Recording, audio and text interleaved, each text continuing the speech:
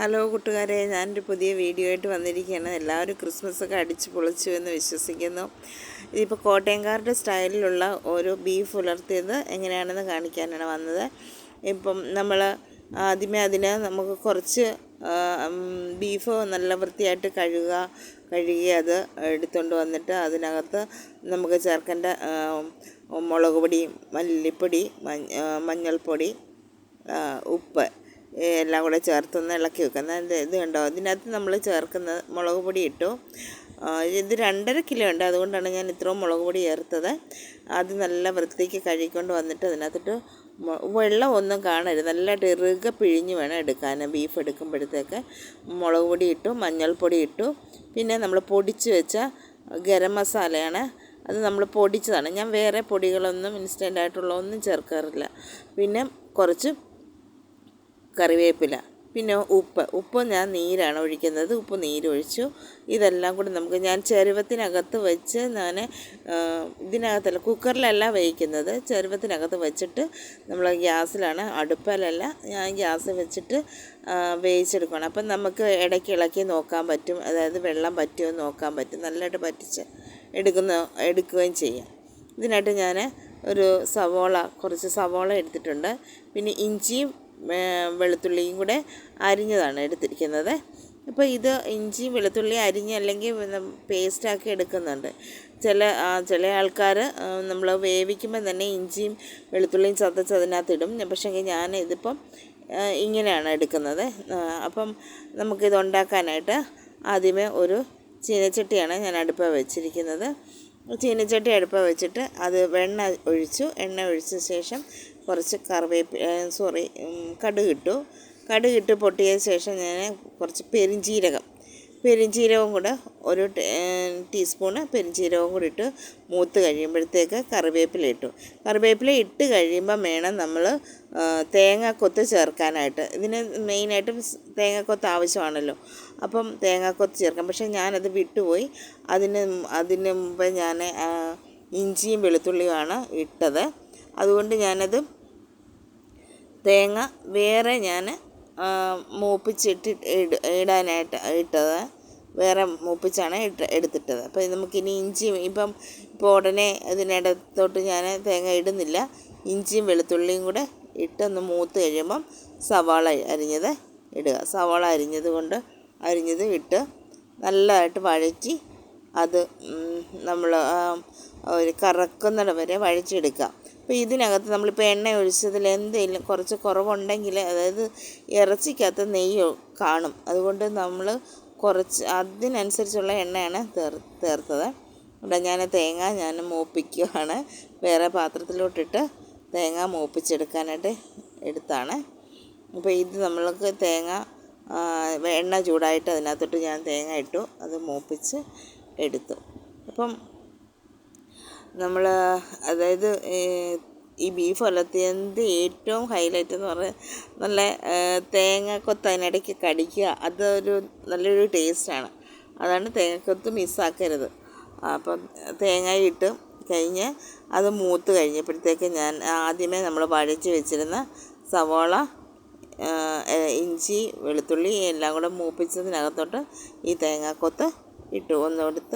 ഒന്ന് ഇളക്കി നമുക്കതിൻ്റെ എല്ലാം കൂടി യോജിച്ച് കഴിഞ്ഞ് അതിനകത്തോട്ട് ചേർക്കാനുള്ള മുളക് പൊടി, പിന്നെ മല്ലിപ്പൊടി, മഞ്ഞൾപ്പൊടി, ഗരം മസാല, ഇതെല്ലാം ചേർക്കാം. അപ്പോൾ ആദ്യമേ നമുക്ക് അത് എല്ലാം കൂടെ ഒന്ന് വകന്ന് മാറ്റി വെച്ചിട്ട് ആ നടുക്കോട്ട് എണ്ണ ഇറങ്ങി വരുമ്പോഴത്തേക്ക് നമുക്ക് മഞ്ഞൾപ്പൊടി ഇട്ട് കൊടുക്കാം. മഞ്ഞൾപ്പൊടി ഇട്ടു. പിന്നെ മുളക് പൊടി ഇട്ട് മുളക് പൊടിയും മല്ലിപ്പൊടിയും കൂടെ ചേർത്തിട്ട് ഒന്ന് ഇളക്കിയ ശേഷം എന്നിട്ട് പക്ഷേ ഇതിനകത്ത് നമ്മൾ ബീഫ് ഉലർത്തുന്നതിനകത്ത് കുരുമുളക് പൊടിയാണ് മെയിനായിട്ട്, അതായത് അധികം ചതയ്ക്കാത്ത കുരുമുളക് പൊടി. അപ്പോൾ ഇതിനകത്ത് ഞാൻ ഉപ്പ് ചേർത്തിട്ടില്ലായിരുന്നു സവാളയ്ക്കകത്ത്. ഞാനിപ്പോൾ ഉപ്പ് നീരും കൂടെ ചേർത്തൊന്ന് ഇളക്കി. എന്നപ്പോൾ ഇച്ചിരി ഒരു ലൂസ് പരുവായി, അതൊക്കെ മാറിക്കോളും. അപ്പം ഇനി നമുക്ക് ഇത് എല്ലാം ഇളക്കി യോജിപ്പിച്ച് കുറച്ച് കറിവേപ്പിലയും കൂടെ അതിനകത്തൊട്ടിടാം. കറിവേപ്പില നമ്മൾ വീട്ടിലുള്ള കറിവേപ്പിലായതുകൊണ്ട് അത് ചേർക്കുന്നതനുസരിച്ച് നല്ല നല്ല ടേസ്റ്റാണ്. അപ്പോൾ ഞാൻ കറിവേപ്പിലയും ഇട്ടു. പിന്നെ കുരുമുളക് പൊടി ഇടുക എന്ന് പറഞ്ഞാൽ അധികം ചതയ്ക്കരുത്, പൊടിയരുത്. ഒരുമാതിരി ഈ ഇതിനകത്ത് ഹൈലൈറ്റ് എന്ന് പറയുന്നത് നമുക്കിതിനകത്തൊരു കുരുമുളക് കടിക്കണം. പിന്നെ പെരുംജീരകത്തിൻ്റെ പൊടിയും കൂടെ ഇട്ടിട്ട് നമുക്കൊന്ന് ഇളക്കിയെടുക്കാം. ഇളക്കിയിട്ട് പിന്നെ ഗരം മസാല നമ്മൾ ആദ്യം ചേർത്തായിരുന്നു, പിന്നീട് നമുക്ക് ഗരം മസാല ചേർക്കാം. അവസാനം ഗരം മസാല ഇറച്ചിയൊക്കെ വെക്കുമ്പോഴത്തേക്ക് നേരത്തെ മസാല പൊടിച്ച് വെക്കരുത്. നമ്മൾ ഉണ്ടാക്കുമ്പോൾ മാത്രം മസാല പൊടിച്ച് വെക്കുകയാണെങ്കിൽ ഇപ്പോൾ കുറച്ച് ഗരം മസാലയും കൂടെ ഞാൻ അതിനകത്ത് ചേർത്തു. അപ്പം ഉണ്ടാക്കുമ്പം തന്നെ നമുക്ക് പൊടിക്കണം. അതാണ് അതിൻ്റെ ആ മണവും ഗുണവും എല്ലാം അന്നേരപ്പോഴാണ് അതിനകത്ത് വരുന്നത്. ഇതെല്ലാം ഒന്ന് മൂത്ത് വന്നിട്ട് നമുക്ക് ഇതിനകത്തോട്ട് നമ്മൾ നേരത്തെ വേവിച്ച് വെച്ചിരുന്ന ബീഫ് അതിനകത്തിട്ട് കൊടുക്കാം. അപ്പോൾ ഈ ബീഫ് നമ്മൾ പറ്റിക്കുമ്പോഴത്തേക്ക് അടുപ്പ് വെച്ച് പറ്റിക്കുകയാണെങ്കിൽ അത് നമുക്ക് കുക്കറിനകത്ത് വെച്ച് പറ്റിക്കുന്നതിലും നല്ലതാണ്. അതായത് നമുക്ക് അതിൻ്റെ വേവും അതിൻ്റെ വെള്ളം പറ്റിയതും ഒക്കെ അറിയാൻ പറ്റും. അങ്ങനെ പറ്റും. അതുകൊണ്ട് അതാണ് ഏറ്റവും നല്ലത്. നമ്മൾ അടുപ്പിൽ വേറെ പാത്രത്തിൽ വെച്ച് വേവിക്കുന്നതാണ് നല്ലത്. ഇതിനകത്ത് വെള്ളമില്ല. അപ്പം ഈ ബീഫിനകത്ത് നമ്മൾ കറി വെക്കുമ്പം ബീഫിനകത്ത് കുറച്ച് എല്ലും നെയ്യും വേണം. എങ്കിൽ മാത്രമേ ബീഫ് കറിക്കൊരു ടേസ്റ്റ് ഉണ്ടാകത്തുള്ളൂ. അപ്പം നമുക്ക് നല്ല ടേസ്റ്റ് ആയിരിക്കും ആ എല്ലും നെയ്യും കൂടെ ഇടുമ്പോഴത്തേക്ക്. അപ്പം ബീഫ് ഉലത്തുന്നതിനകത്ത് എല്ലാം കൂടെ ചേരുമ്പോഴത്തേക്ക് നല്ലൊരു ടേസ്റ്റ് ആയിരിക്കും. അതുകൊണ്ട് നിങ്ങൾ ബീഫ് വാങ്ങിക്കുമ്പോഴത്തേക്ക് ബീഫ് ഉലത്താൻ വാങ്ങിക്കുമ്പോൾ കുറച്ച് എല്ലും കൂടി ഇട്ടു വാങ്ങിച്ചോളൂ. അങ്ങനെ നല്ലതാണ്. അപ്പോൾ ഇനിയിപ്പോൾ നമ്മളത് പയ്യെ ഇളക്കി അത് നമുക്ക് കുറേ നേരം പിടിക്കും ഇത് ഇളക്കി അതിൻ്റെ സ്ട്രക്ചറൊക്കെ ഒന്ന് മാറി വരാനായിട്ട്. അപ്പം ഇതിനിടയ്ക്ക് നമുക്ക് നെയ്യ് കുറവുണ്ടെന്നുണ്ടെങ്കിൽ കുറച്ച് വെളിച്ചെണ്ണ ഒഴിച്ച് കൊടുക്കാം അതിൻ്റെ ഇടയ്ക്ക്. അപ്പം അതില്ലെങ്കിൽ അടിക്ക് പിടിക്കും. അപ്പം നമുക്ക് ഇങ്ങനെ ഇളക്കി അത് പറ്റിച്ച് അത് ഡ്രൈ ആക്കി എടുക്കണം. അപ്പോൾ നല്ല ഇച്ചിരി പണിയുണ്ട്. അപ്പോൾ ഇതുപോലെ നിങ്ങൾ ഒന്ന് ട്രൈ ചെയ്യുക. നല്ലതാണ്, നല്ല ടേസ്റ്റാണ്.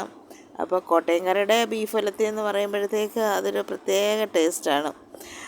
അപ്പം നിങ്ങൾ ഇതെല്ലാം സെറ്റായിട്ടുണ്ട്. ഇതിനി നിങ്ങളൊന്ന് ട്രൈ ചെയ്ത് നോക്കുക. എന്നിട്ട് നിങ്ങളൊന്ന് ട്രൈ ചെയ്തിട്ട് കമൻ്റ് ഇടുക.